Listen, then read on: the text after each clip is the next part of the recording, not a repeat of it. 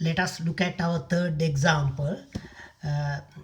This one, a machine can be adjusted so that when under control, the mean amount of sugar filled in a bag is 5 pounds.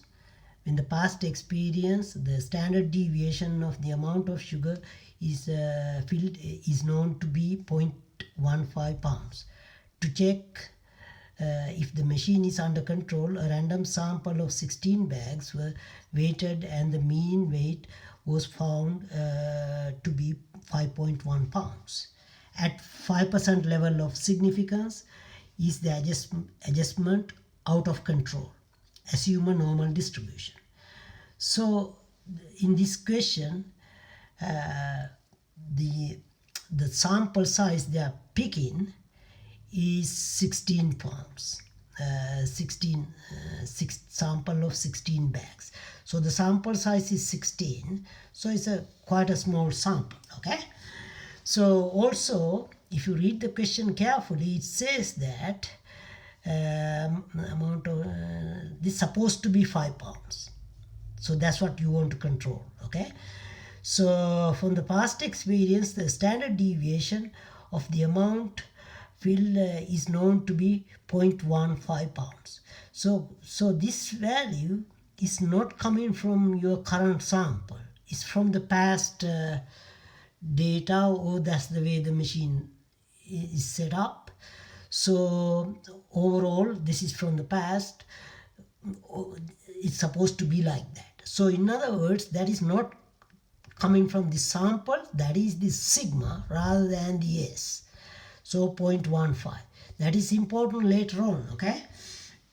So we want to check whether the amount of sugar filled in a bag is 5 pounds. So this could be in a medical setup type example. Suppose sometimes you set the machine to drop the drug into a patient.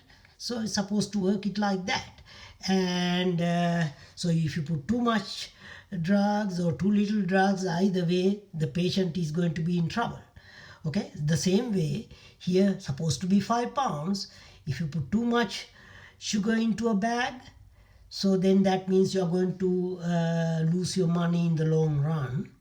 And if you put too little sugar into a bag, so later on someone is going to file a lawsuit, and then you will end up paying the price.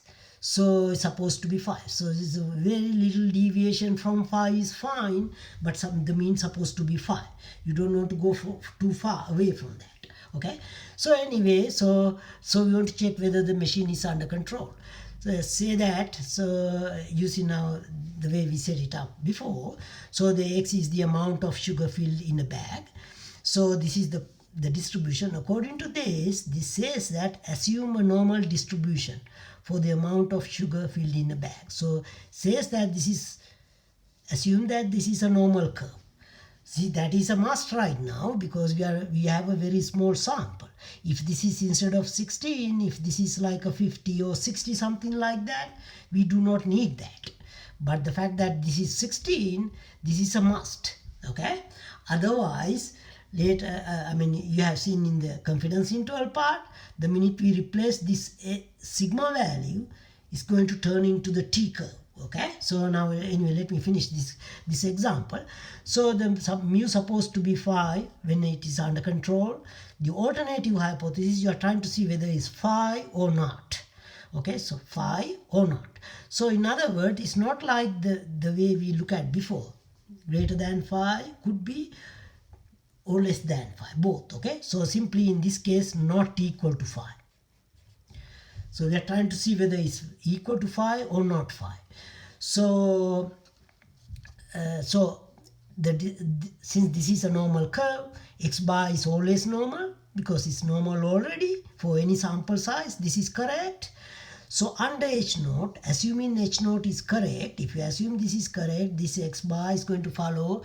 This one is the mu value is 5.0. So this is correct. So that this is correct means that this will give you the Z curve. So this is supposed to follow a Z curve.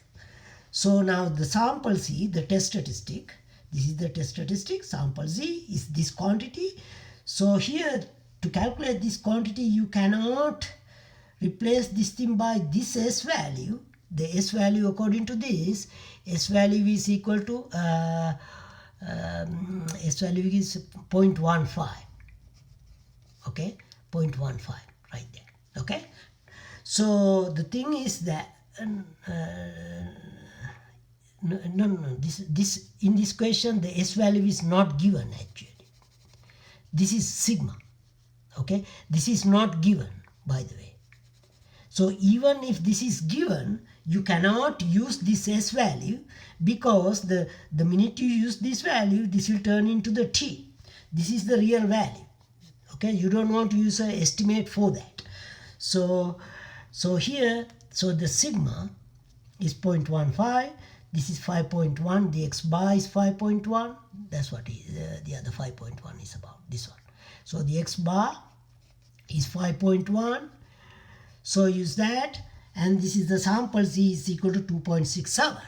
So sample Z is that. So now, so the point is that this value cannot be too little or too big. So either way, that will support this alternative hypothesis. So in other words, this 5.1 value cannot be too little or too big. So either way, this is going to be too small or too big. Okay, so in other words, there are two rejection regions. So one is to the left as well as one is to the right. Since this is symmetric around 0, so we split that. So kind of the one rejection region here, one rejection region here. Reject H naught and reject H naught. So both are critical regions. Okay, so here alpha is given. Alpha at 5% level of significance, alpha equal 0.05. This one right there. So you, since this is symmetric, you split that alpha into 2, 0.05 divided by 2, or same as here. So this is 0.025 and 0.025. So for this, from the Z table, the cutoff value is going to be 1.495 in the middle, so 1.96. So this is minus 1.96. So if this value either in this rejection, this part, or in here, then you reject H naught and accept HA. So pretty much this value is right in there. So it's bigger than 1.96. So part A, so you reject H naught and accept HA. Okay, so in other words, at alpha at this 0.05 level. So in other words, what you're saying is the machine is not under control. This is under control. This is not under control. The machine is not under control at that level. Okay. So what if the, say for example, A dash, so I think B was in the question, B part or something else, find the P value. Okay, I need to get into that later.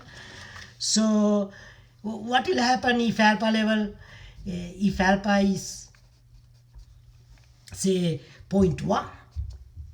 So what will happen is that if alpha is 0.1, so you again the same thing. Okay, so you need to split that alpha into 2. So one side is going to be 0.05 and the other side is going to be 0.05. So this is going to be 1.645, 90% in between for the Z. So minus 1.645. So in this case now, it's still the same thing actually. So this value is way up there. Okay. So it's still, so you reject H naught, and accept HA, mean the machine is basically not under control. Okay, so this value is way up there. All right, so so now the next so I'm going to give in general what is going on with this general theory part. Okay, so here is the population approximately normal, low mount shape, whatever that. I will put it as an assumption later on. So we need this X bar curve. Okay, so here, so we want to check in general mu equal mu naught against one of those three alternative hypotheses. This is the example number 1 came from that, example number 2, example number 3. Okay, so this is a given value. So X bar, based on the large sample, this will follow the normal. So under the null hypothesis, under this value, so this mu value is supposed to be, this mu value is going to be that. So this will give you the z curve. Under H naught, this will follow the z curve. So to test this hypothesis in A, so rejection region is going to be over here. This area is alpha. You figure out the cutoff from the z table. So if this value, the sample z, is bigger than this cutoff, then you reject the H naught and accept HA. For part B, for testing this, so the rejection region is on the other side. So reject H naught and accept HA if the sample z is below that in here. Okay, for this one not equal to, so there are two rejection regions. You split your alpha into two, one half here, the other half here, the table value. So if the sample z is either in here or in here, you reject the H naught and accept HA. So the assumptions needed is one from here to here. So either way, this got to be that. Initial population either must be normal. If this is normal, you don't need the large n. But if that is not normal, n got to be large. Same as in the confidence interval. Okay. So parts 2, the second assumption, sigma must be known.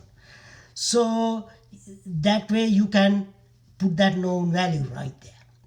So either sigma must be known, or so n should be large so that sigma can be replaced by s. In other words, the same way we did in the confidence interval in the beginning. Okay, so basically when n is large, you can accurately estimate this thing by s. Of course, the sample must be a random sample. All right, so these are the three assumptions. So if you do if you have to do, if the normal assumption is not given, and if you know the sigma, so basically you have to assume these things. Okay, so in other words, if you are dealing with a small n and the n is the sigma is given, so if you do not know that this is a normal, you can do the calculation, but this is one of the assumptions.